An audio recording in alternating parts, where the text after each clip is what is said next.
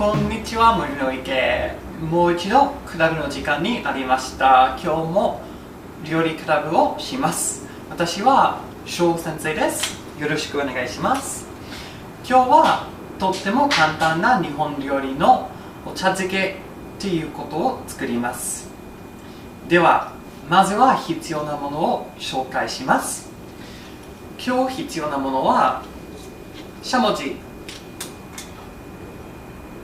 茶碗かご飯茶碗とも呼ばれています。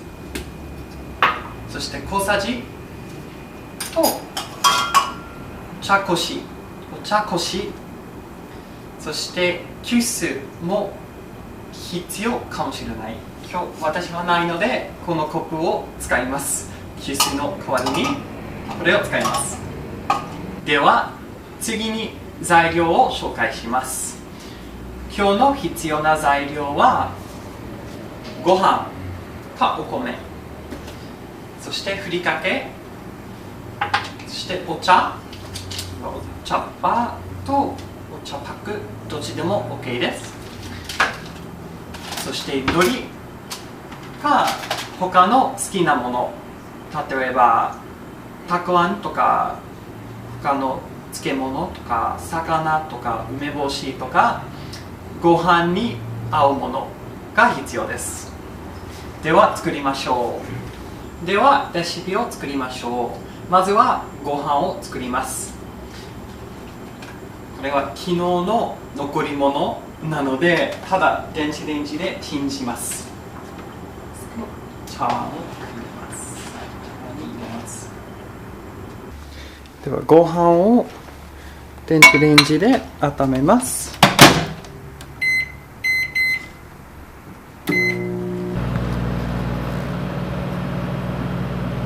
そしてご飯が温めるときにお湯を沸かします。そしてお湯ができたらお茶を作りましょう。これは急須の代わりのコップとお茶こし、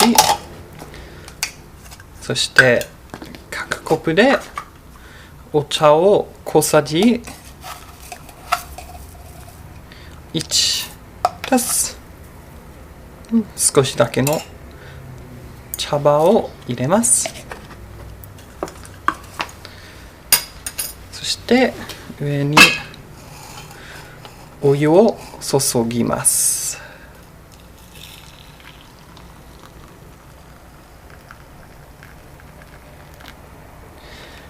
では1分ほど待ちましょう。待ちながらご飯の上に好きなものを乗せます。で、今日私はふりかけ、これは自分が作ったふりかけなんですけど、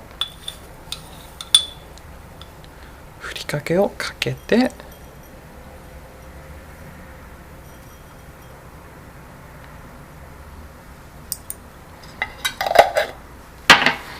そして海苔、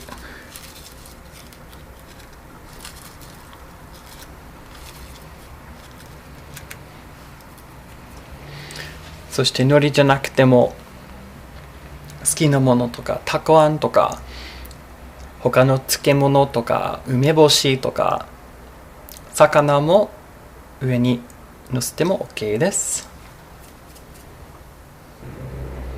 そしてお茶ができたそうなのでお茶こしを取って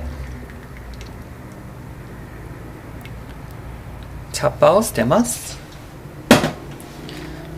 そしてお茶はご飯にかけます。だからお茶漬けと言います。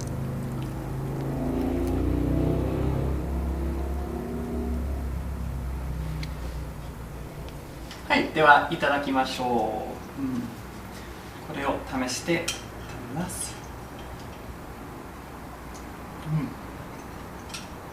美味しいです。